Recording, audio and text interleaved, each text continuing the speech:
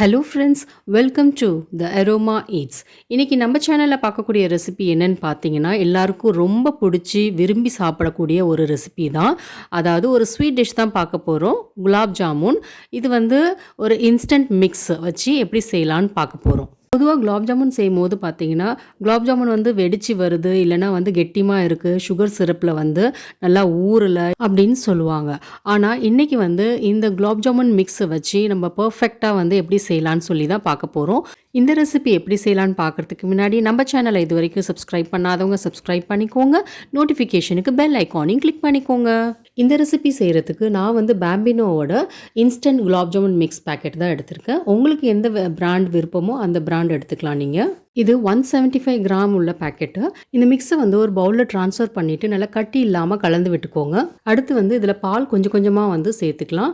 இது வந்து காய்ச்சி ஆற வச்ச பால் தான். இதுக்கு பாலுக்கு பதிலாக நீங்கள் தண்ணி கூட சேர்த்துக்கலாம். ஆனால் வந்து கொஞ்சம் கொஞ்சமாக தான் வந்து சேர்க்கணும். அட் அ டைம் நிறைய பால் சேர்த்திங்க இல்லை தண்ணி சேர்த்திங்க அப்படின்னா வந்து அது குழ குழன்னு ஆகிடும். அதனால நம்ம பார்த்து எவ்வளோ தேவையோ மாவுக்கு தேவையான அளவு மட்டும் சேர்த்துக்கலாம். மாவு வந்து ரொம்ப அழுத்தி சப்பாத்தி மாவு மாதிரி பிசையக்கூடாது. கொஞ்சம் ஜென்டலாக பிசைங்க. மாவு வந்து கொஞ்சம் ஸ்டிக்கியாக தான் பிசையணும். அப்போ தான் வந்து குலாப் ஜாமுன் வந்து நல்லா வரும். இது வந்து ஒரு 15 நிமிஷம் ஊறட்டும்.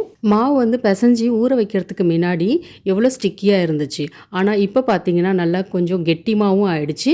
நம்மளுக்கு உருட்டுற பதத்துக்கு வந்துருச்சு. கையில் வந்து நெய்யோ இல்லை எண்ணெயோ வந்து தடவிட்டு சின்ன சின்ன உருண்டைங்களாக வந்து உருட்டி எடுத்துடலாம். இந்த மாதிரி உள்ளங்கையில் வச்சு நல்லா ப்ரெஸ் பண்ணி உருட்டினீங்கன்னா நல்லா கிராக் இல்லாமல் உருண்டைங்கள்லாம் நல்லாயிருக்கும். இந்த மாதிரி எல்லா உருண்டைங்களையும் உருட்டி எடுத்துக்கலாம். இது மீடியம் சைஸில் உருட்டினீங்கன்னா கிட்டத்தட்ட 30 உருண்டை வந்து செய்யலாம். அடுத்து ஒரு கடாயில் வந்து எண்ணெய் சூடு பண்ணிக்கலாம். எண்ணெய் வந்து ரொம்ப சூடாக இருக்கக்கூடாது, மீடியம் சூடாக தான் இருக்கணும். இப்போ உருட்டி வச்ச உருண்டைங்கள்லாம் வந்து கொஞ்சம் கொஞ்சமாக வந்து சேர்த்துக்கலாம்.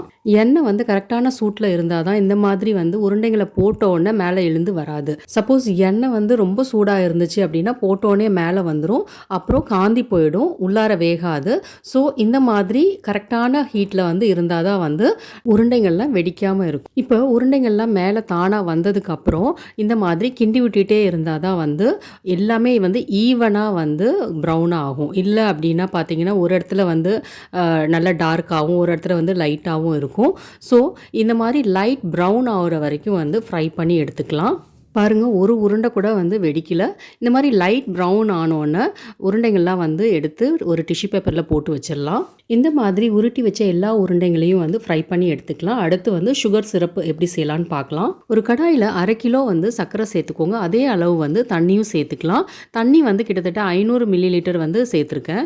6லேருந்து 7 வந்து ஏலக்காய் சேர்த்துக்கலாம். ஏலக்காய் தூளாக இருந்தால் கூட தூளும் சேர்த்துக்கலாம். இதை நல்லா கலந்து விட்டுக்கோங்க. மீடியம் ஃப்ளேம்லேயே இருக்கட்டும் அடுப்பு. இப்போ குங்குமப்பூ தேவைன்னா கொஞ்சோண்டு சேர்த்துக்கலாம். இப்போ சர்க்கரை கரைய ஆரம்பிச்சிருச்சு. சர்க்கரை கரைஞ்சோன்னே ஃப்ளேமை வந்து ஹையில் வச்சு ஒரு 5 நிமிஷம் வந்து சர்க்கரை பாகை வந்து கொதிச்சா கரெக்டான பதமாக இருக்கும். இதுக்கு கம்பி பதம்லாம் எதுவும் கிடையாது. ஒரு 5 நிமிஷம் கொதிச்சாலே போதும். அவ்வளோதான். அடுப்பை ஆஃப் பண்ணிவிட்டு இந்த சூடாக இருக்கும் போதே வந்து இந்த உருண்டைங்களையும் போட்டுடலாம். இதுலேயே சர்க்கரைப்பாகு சூடாக இருக்கும் போதே ஏன் போடுறோம் உருண்டைங்களை அப்படின்னா நல்லா வந்து சீக்கிரமாக ஊறிடும், அதனால தான் போடுறோம். இப்போ அதை நல்லா கலந்து விட்டுட்டு மூடி வச்சுருங்க. 1 மணி நேரம் நல்லா ஊறட்டும். அப்போ தான் வந்து இந்த உருண்டைங்கக்குள்ளே அந்த சர்க்கரை பாகு போய் நல்லா ஜூஸியாக இருக்கும். நல்லா ஊறினதுக்கப்புறம் பார்த்தீங்கன்னா குலாப் ஜாமுன்லாம் நல்லா பெருசு பெருசாக ஆகிடுச்சு. நல்லா சாஃப்டாகவும் இருக்குது, ஜூஸியாகவும் இருக்குது. அவ்வளோதான், நம்மளோட சுவையான குலாப் ஜாமுன் ரெடி. இதுக்கு மேலே திருவின பாதாம் வந்து கொஞ்சம் டெக்கரேஷனுக்கு போட்டுக்கலாம். நான் சொன்ன இந்த மாதிரி சின்ன சின்ன டிப்ஸு ட்ரிக்ஸ் எல்லாம் ஃபாலோ பண்ணி சூப்பரான குலாப் ஜாமுன் நீங்களும் வீட்டில் செஞ்சு பாருங்கள். வீட்டில் ட்ரை பண்ணி பார்த்துட்டு எப்படி வந்துச்சுன்னு கண்டிப்பாக வந்து கமெண்ட் பண்ணுங்கள். இந்த ரெசிபி உங்களுக்கு பிடிச்சிருந்துச்சுன்னா லைக் பண்ணுங்கள், உங்கள் ஃப்ரெண்ட்ஸ் அண்ட் ஃபேமிலியோட ஷேர் பண்ணுங்கள். என்னோட சேனலை இது வரைக்கும் சப்ஸ்கிரைப் பண்ணாதவங்க சப்ஸ்கிரைப் பண்ணிக்கோங்க. நோட்டிஃபிகேஷனுக்கு பெல் ஐக்கானையும் கிளிக் பண்ணிக்கோங்க. தேங்க்யூ.